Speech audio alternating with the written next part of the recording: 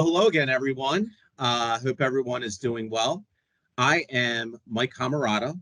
I'm a certified financial planner with Tide Creek Financial Group, located in Columbia, Maryland.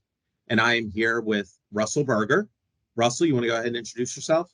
Sure. I'm a partner at the law firm of Offit Kurman, where I concentrate my practice in management side employment work, as well as being an outside general business counsel to many of my business clients. Awesome. So Russell and I, we once a month, we just talk about a various business topic. And to kind of keep the theme going, this month we want to touch on buy-sell agreements. So usually, Russell, that starts with you, meaning the business owners or partners typically come to someone like yourself in order to have some sort of agreement written. So I'll hand it off to you just to give everyone an overview of what that, I don't want to say typically looks like, but what that could look like.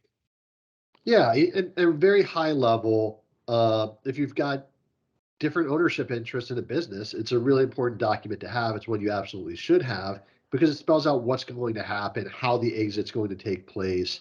And also importantly, if one of the business owners were to pass away, it, you don't want the ownership to go through an estate process to go to the heirs, people who may have no knowledge, interest, or skill set to be involved in running the business. So you want to make sure that that's documented, how you're going to handle that, how it's going to be paid out. And by paid out, I mean, if the heirs are not going to be taking over the business, they need to get paid for their inherited share in that business. So where's that money going to come from? How much is it going to be? How are you going to figure out how much it should be? Who's going to be buying it? With what money are they going to be buying it? Right. These are all the types of questions that should be ironed out in advance. And it's like a lot of things that we see in the practice of law. The more thoughtfulness you can put in ahead of time, the more planning you can do well before any of this stuff ever becomes an issue, the much better off everyone's going to be because you've already agreed to the process. You've agreed to how it's going to run.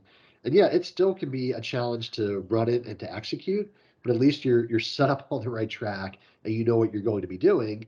But and I'll throw it back to you, Mike. I mean, this is, one of the key components of this is making sure that there's money there to buy out a departing owner or their heirs.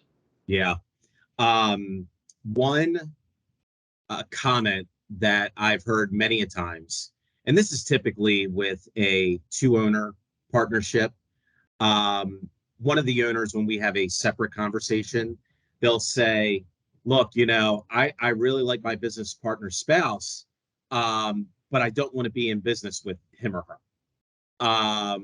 And those are the things is because naturally, if a business owner passes away, the spouse is the one who will automatically retain ownership because of the way the law works.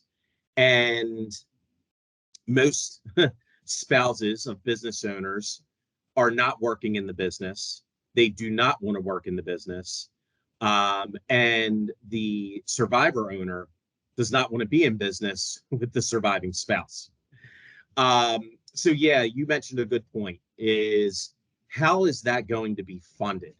And there's many ways that you can fund a buy-sell agreement. The one that typically works the best or well is funding it with life insurance. And the reason why is, think about an established business and the value of that business.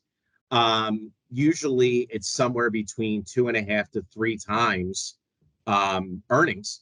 And who has that amount of cash just sitting on the sideline, ready to make a purchase if and when one of the business owners passes away? So life insurance works as a good vehicle to fund a buy-sell agreement.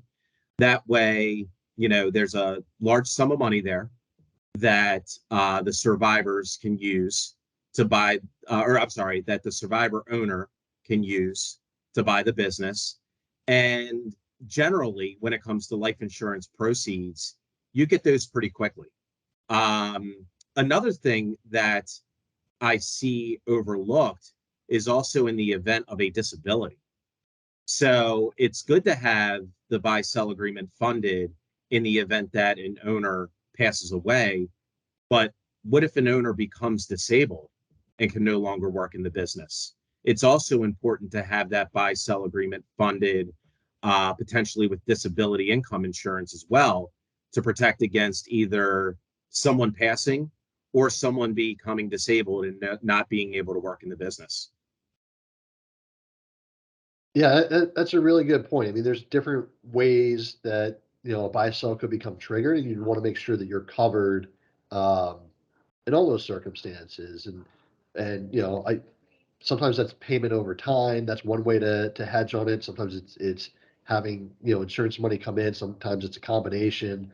There's different ways to address that. But I think the real important point is number one, if you own a business with other people, you should have a buy sell agreement. And if you have a buy sell agreement, you should figure out how you're going to fund it. And you Yeah. should be very conscious of the payment terms. And there's options on all fronts once you get into that conversation, but it's definitely conversation exploration that I think all business owners should be doing. And Russell, let me ask you a question. How often should owners review their business agreement? So this is kind of like I'd say the same thing for any employment documents. Like the doctor tells you to come in for a checkup once a year, and that's what the doctor's going to say. That's what the lawyer's going to say Okay. is, hey, let's revisit this. Let's keep an eye. I mean, maybe not once a year for a buy sell per se. Um, you know, but you probably, even if the doctor says come in once a year, you probably let it slide a little bit from time to time, and you're probably still okay in most circumstances. So it's kind of the same thing here. And the real trigger should be any kind of material change, whether Hmm. that you're making a lot more money, you're making a lot less money, the business is in a different line, the whatever it may be. All those things are things that change materially change what you're doing should be a cause to revisit kind of the whole scope of corporate employment type agreements and documents. Yeah, I mean, what I typically see, and this is especially with businesses that, they're out of the beginning phase, they're now like in the established growth phase. We will ask, when we're onboarding a new client, we will ask to see their operating agreement. And it's very common for them to say, yeah, I think I have one. I'm pretty sure we put something in place when we first started our business. Because think about it, as a new business, your goal isn't, to think about, oh, well, what's going to happen if one of us passes or become disabled? The first thing is, how are we going to make money and show a profit? Right. Right. We're just trying to get off the ground. Right. So I would say it's very common when we're onboarding a new business owner or employer client, when we see their operating agreement, it's usually the one that they established when they first started. Um, so for all those business owners out there, if you haven't looked at your business agreement in quite some time, let this be a reminder to you. Yep, absolutely. Good time to revisit. There you go. Well, Russell, always a pleasure. Good chatting with you today. And we look forward to seeing you all next month. Sounds good. Thanks, Mike. Thanks, everyone.